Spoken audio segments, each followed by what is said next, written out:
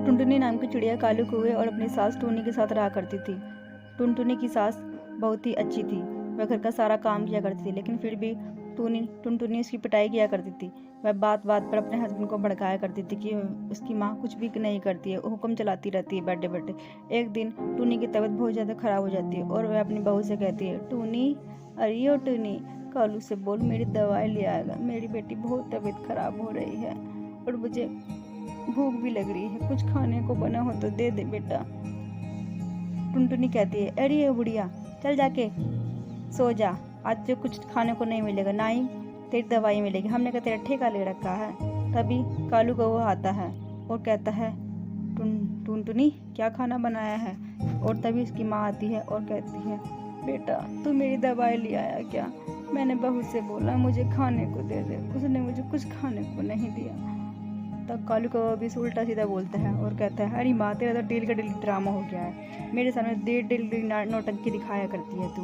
बेचारी मेरी पत्नी टुनटुनी कितना घर का काम कर और तू दिन भर पड़ी रहती है। एक दिन टुनटुनी टीवी देख रही होती है, तभी उसकी माँ देखती है कालू कौवा आया है और वह उसके लिए गिलास लेकर पानी देने लग जाती है। अरे बेटा तू आ गया, ले पानी पी ले। तभी टुनटुनी आती है और कहती है, हाँ हाँ, मुझे तो आपकी परवाह है ही नहीं, जैसे यही डेली पानी देती हैं, यही तुम्हें खाना बना के देती है ना, हमेशा मेरे सामने ऐसे ही करती हैं, आपके आने पे ऐसे करती है जैसे घर का सारा यही काम करती है, मैं तो कुछ करती ही नहीं हूँ। कालू कौवा अपनी माँ को ही डांटने लग जाता है, कहता है, माँ मैं हमेशा देखता हूँ तू हमेशा मेरे सामने काम का नाटक करती है और वैसे पूरे दिन पड़ी रहती है।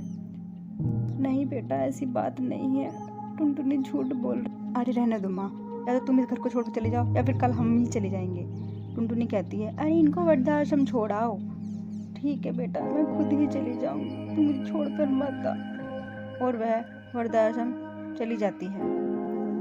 कुछ समय बाद हरी काकी उनके घर पर आती है और कहती है, अरे कालू बेटा, मुझे पता चला है कि तुमने अपनी माँ को वृद्धाश्रम छोड़ दिया है, क्या बात हो गई बेटा?